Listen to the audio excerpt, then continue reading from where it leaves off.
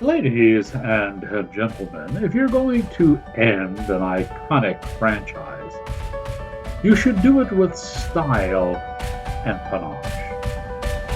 Cinematic class is about to begin. Your professor. Is it?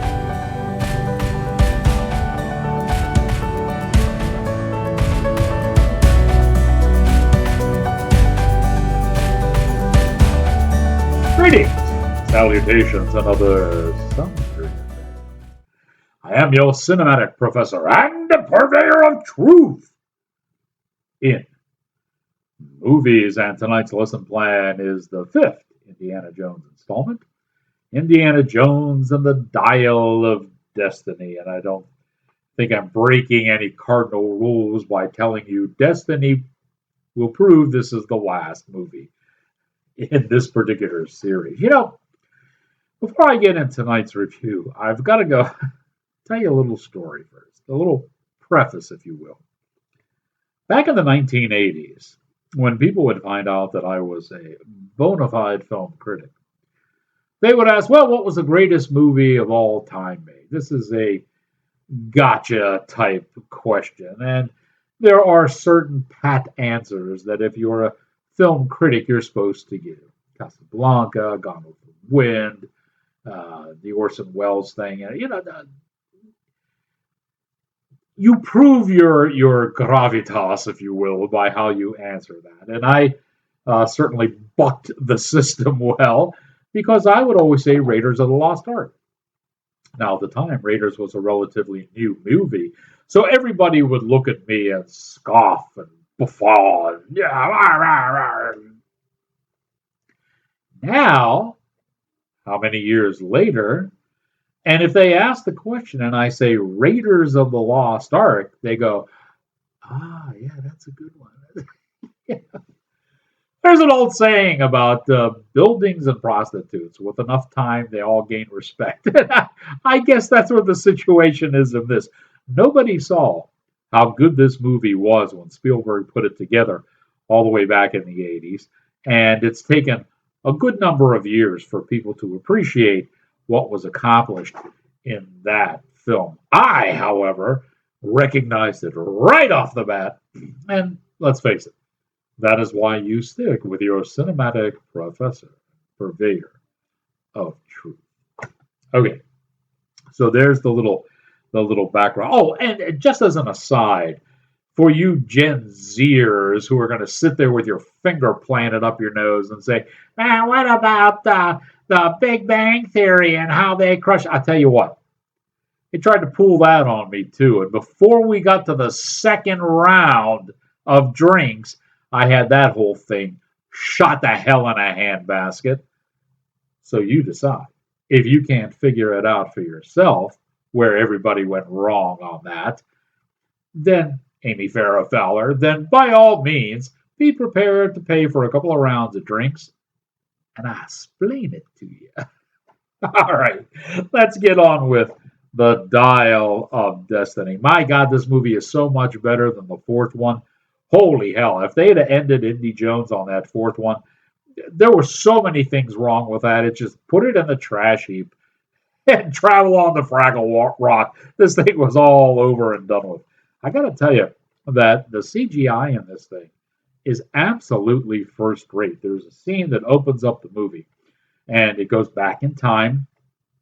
So we see a young Indy. Now, behind the scenes scoop here, they actually used two different actors to play the young Indiana Jones. Now, don't get me wrong, they're not actually in the movie.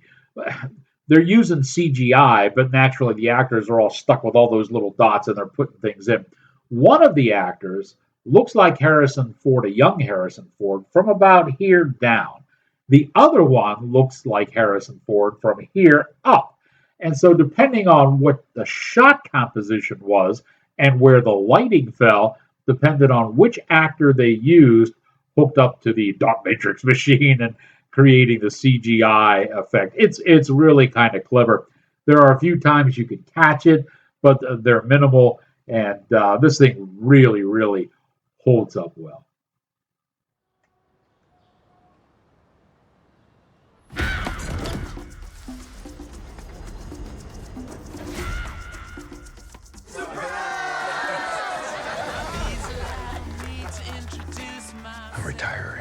Well, in that case, what are we drinking? Same for the goddaughter. Dad told me you found something on a train during the war. A dial that could change the course of history. Why are you chasing the thing that drove your father crazy? Don't move. We need to get out of here. Stop! Sorry. Helena!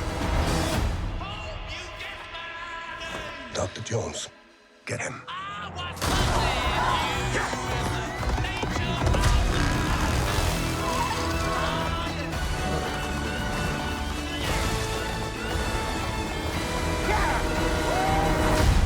Hitler made mistakes, and with this, I will correct them all.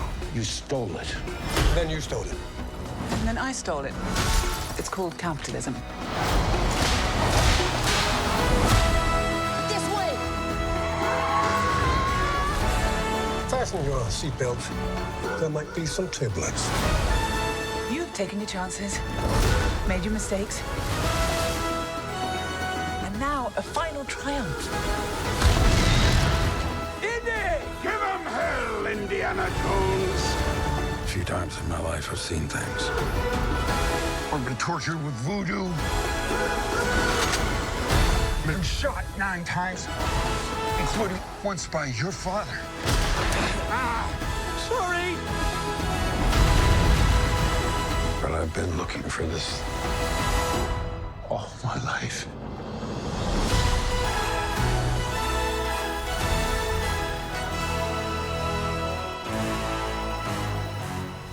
One of the biggest saving graces for this film, there is no woke agenda. Okay? There were so many rumors and innuendos circulating on the internet that it made it sound as if Harrison Ford, Indiana Jones, was going to have a minor role in this, and that we were going to have a woman warrior agenda, and somebody was always going to have to come by and save his behind, and that it was going to be filled with all this woke propaganda. I am very happy to report that none of that was in there. Oh, certainly there are some scenes when we have the woman warrior agenda come to the forefront. You know, that's pretty much a given nowadays, just like everybody ignores it because they know no woman is going to pound around a 300. You're lucky if a 200-pound man can throw around a 300-pound guy. But I digress on this, so let me not get too far off the path.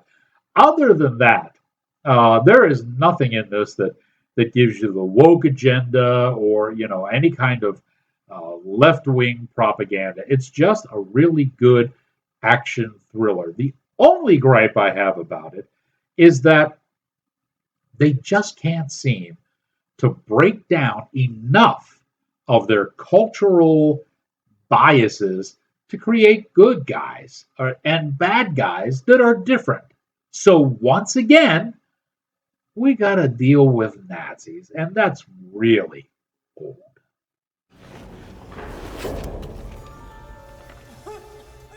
Under the moon, life lies at her feet.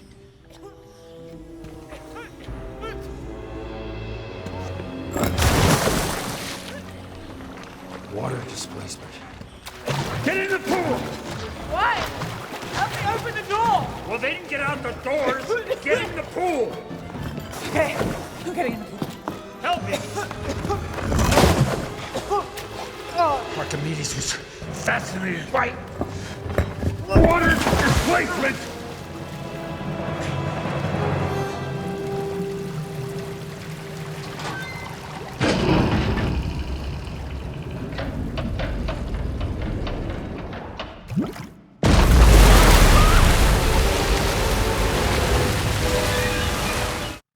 One of the other good things this movie has going for it is Mads Mikkelsen. And this guy makes an excellent bad guy. It doesn't matter what role, it doesn't matter who his foils are. He's just really sinister on celluloid, and it's really he does a fine job in this one as well. Now, as with most movies that are made nowadays, writers have a problem with Act 2. And this movie which is close to 2.5 hours long, could easily have lost 20 minutes. Easily. And probably been a lot more comfortable losing 30 minutes. The second act drags badly. So much so that you begin, there's a little.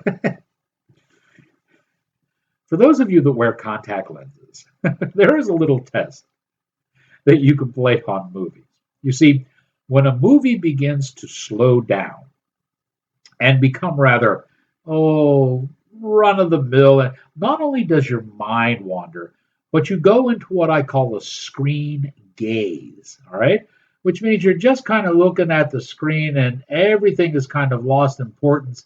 And you're wondering, well, what the hell is going to happen now? Is something going to, let's get moving on. And when you do that, you have a tendency to keep your eyes open and the contact lenses dry out a little bit. And you can feel them start to get. That happened during the second act of this thing, okay? So that's the first clue that, okay, they haven't kept the pace up. They haven't kept the excitement level up. And we're starting to wane a little bit. This movie does it. A lot of movies do it. It's currently the curse of Act 2 screenwriters. So I really like it when they take these older movies that have been a running series or a franchise and they kind of wrap them up and end them up. And certainly Indiana Jones on the Dial of Destiny. Speaking of things that are old, perhaps now it's time to peel back the veils of time back to the early Cretaceous period for the nation's first and only prehistoric film critic, Rex Real.